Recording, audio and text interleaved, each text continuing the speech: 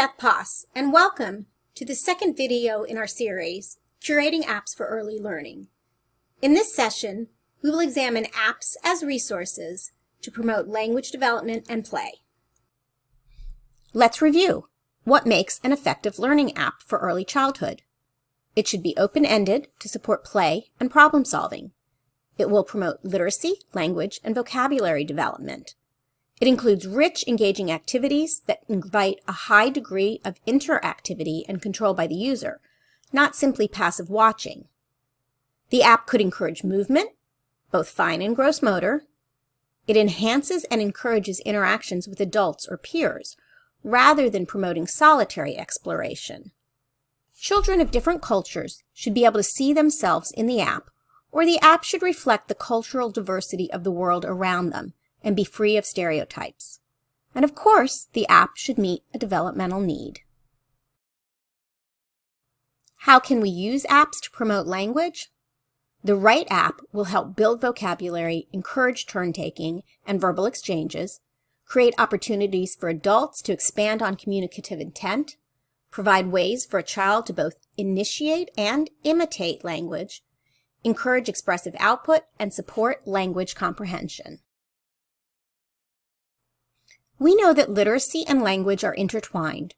Research out of Ohio State University in 2019 indicates that children whose caregivers read them at least 5 books a day enter kindergarten having heard 1.4 million more words than children who have not been read to regularly.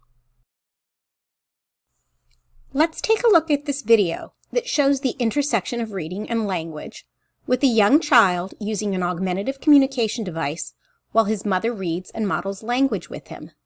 Take note of how she models the core word you, and then provides multiple opportunities for him to use the word independently as she reads with her expectant pause, giving him time to activate his device and read along with her.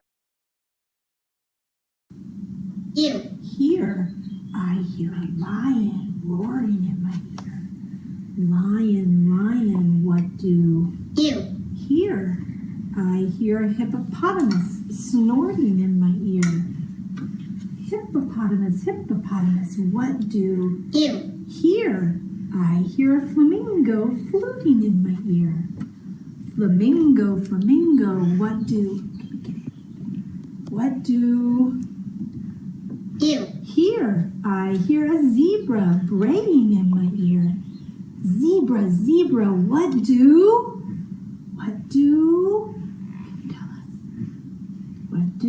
you hear? I hear a boa constrictor hissing in my ear. Boa constrictor, what do you didn't get it? You hear? I hear an elephant trumpeting in my ear. Elephant, elephant, what do you hear? I hear a leopard snarling in my ear. Leopard, leopard, what do you hear? I hear a peacock yelping in my ear. Peacock, peacock, what do you hear? I hear a walrus bellowing in my ear. Walrus, walrus, what do you hear? I hear a zookeeper whistling in my ear. Zookeeper, zookeeper, what do you hear? I hear children growling like a polar bear, roaring like a lion, snorting like a hippopotamus, fluting like a flamingo, braying like a zebra, hissing like a boa constrictor, trumpeting like an elephant, snarling like a leopard, yelping like a peacock, bellowing like a walrus. That's what I hear. While I firmly believe that there is no app to replace your lap, I also believe that technology can provide us with access to books and language-rich interaction. One way to ensure that children have had this type of vocabulary exposure is to ensure that they have access to lots of books. Epic, which is free for educators and has low monthly fees for parents, is a rich repository of books. It is available as an app for iPad and Google Play and is also available on the web at getepic.com. Let's take a look at some of the books that you can find on Epic that promote language and communication. Let's take a look at The Thing That Lou Couldn't Do by Ashley Spires. With engaging illustrations and text that includes a mix of high-frequency core words and rich descriptive fringe vocabulary, it provides a language-rich reading experience. It provides emergent communicators the opportunity to practice important words like up and down, along with words like friends, want, can't,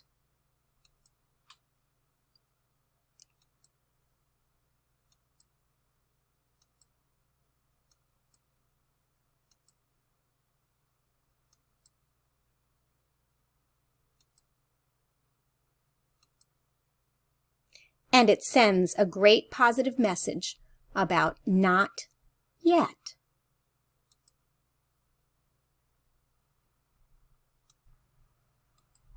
Epic also has many books with real-life photos and simple language about familiar topics to foster interactions with even a very young child. Let's take a look at Chatterpix Kids for iOS and Google Play from DuckDuckMoose, a very high-quality early childhood app publisher. So you would take a picture, or your child would take a picture, or you can grab a picture from your camera roll. Draw a line where the mouth would be, and then record. Hi, I'm Colt. Woof, how are you? You can listen. Hi, I'm Colt. Woof, how are you?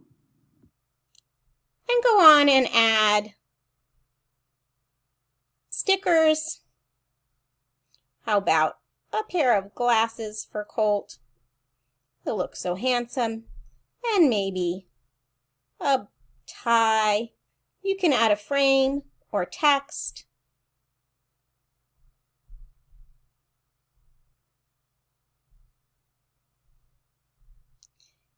Save it to your camera roll.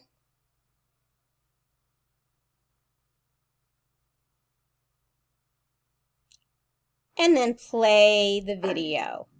Hi, I'm Colt. Woof, how are you?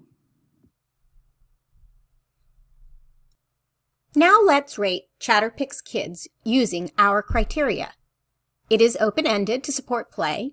It definitely promotes a child's language. The child can be in complete control and it is far from a passive activity. With the child in control of the camera or posing for the camera, it can promote movement, and it's definitely an app that promotes interaction.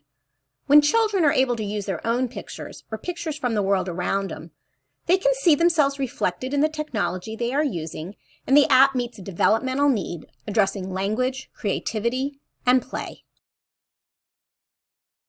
Let's take a look at Switch It Kids by Marblesoft. Switch It Kids is an accessible iPad app that allows for direct access through touch or switch access. It includes 3 games, all with diverse character options. Let's play Bubblegum. As we hit the switch, we can talk about what might happen. What do you think she's going to do? She's blowing.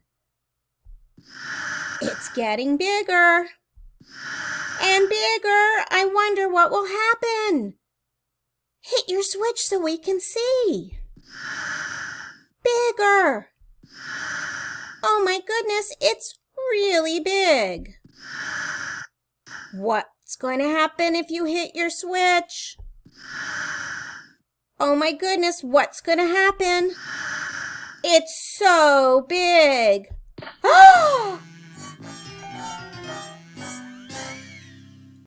As you can see, there are many language opportunities with Switch It Kids. Not all technology resources that promote language need to be purchased apps. Old standbys, such as PowerPoint, can be utilized in a very interactive manner with young children. This PowerPoint activity, created with images and a communication board from lessonpicks.com, allows a child and adult to retell the classic book I Went Walking by Sue Williams. The child can recall the animals found in the book, while an adult can use the communication board to model. I see. What do you see? A horse. A cow. The advantage of creating interactive slide decks in PowerPoint or Google Slides is that they can be customized for individual student needs. You can limit distracting backgrounds, and they can be accessible on multiple platforms. Let's take a look at an app from another one of my favorite publishers, Tokaboka. Tokaboka has a broad range of apps. Some are busier than others, but let's take a look at Toka Kitchen Monsters, one of my favorites.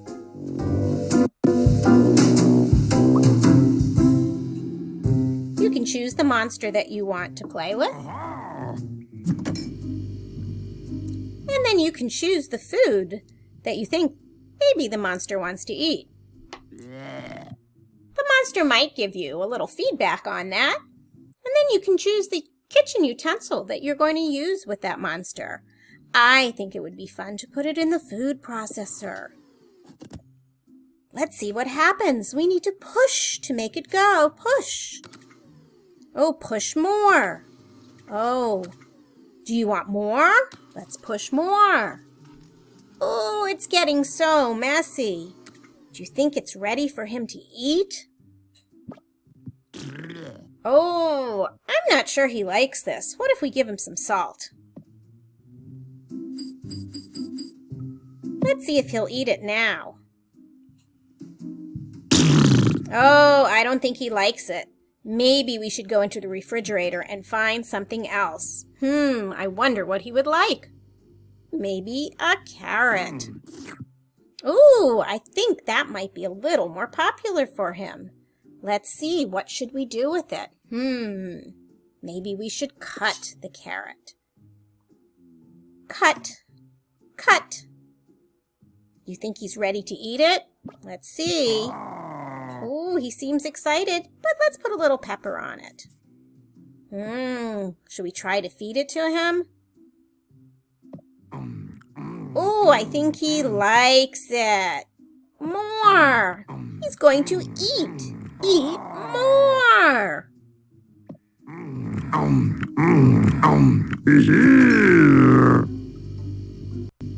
As you can see, Toka Kitchen is a delightfully open-ended app with many opportunities for language.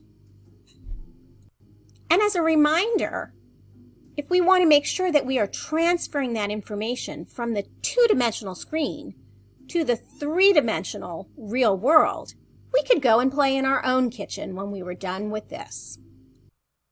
The Wheels on the Bus is another interactive app from Duck Duck Moose. It is available on iOS and Google Play. In this delightful app, students can move through at their own pace, exploring familiar verses. With animation and interaction on every page, it's filled with surprises.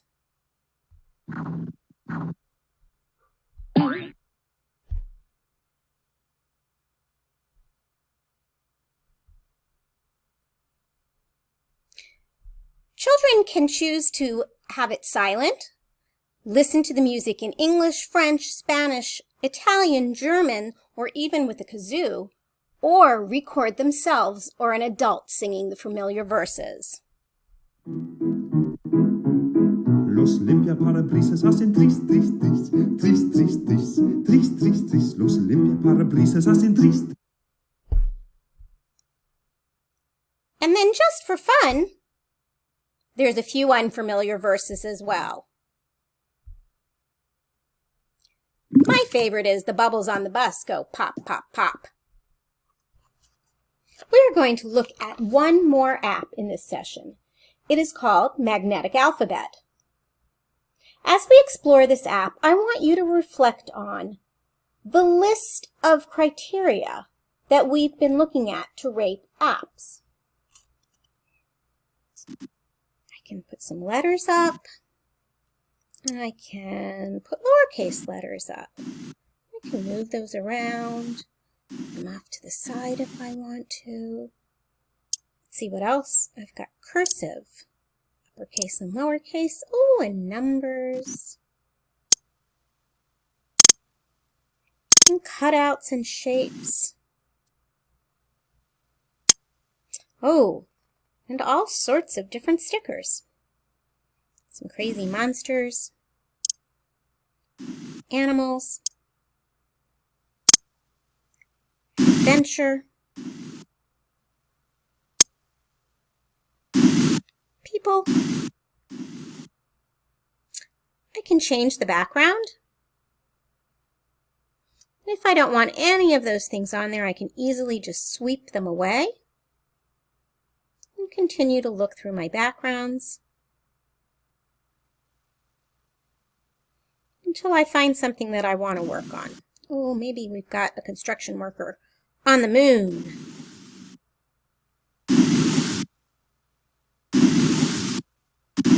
That would be fun, especially if few aliens came along. Oh, we could have the sun way out there. Oh, and let's go for an astronaut or two as well. Take a look through some of the other stickers that are available and consider what you see.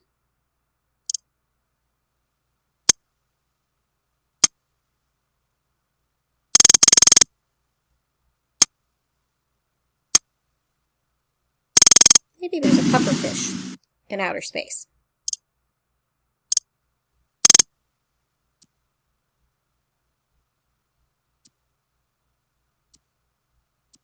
And that is Magnetic Alphabet.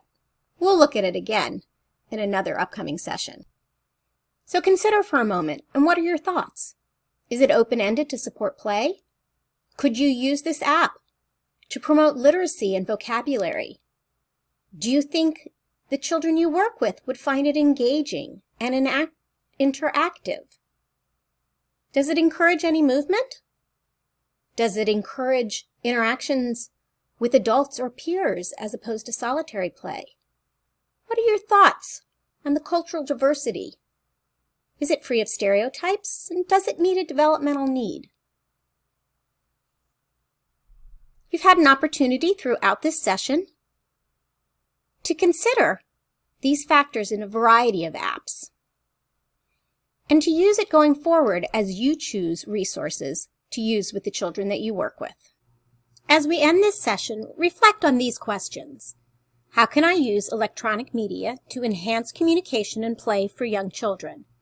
And how can I support families in utilizing screen-based resources in ways that enhance language and interaction skills? Thank you for watching this webinar. For more information on the ATP Education Program, please visit our website at atp.nebraska.gov or email us at atp.education@nebraska.gov.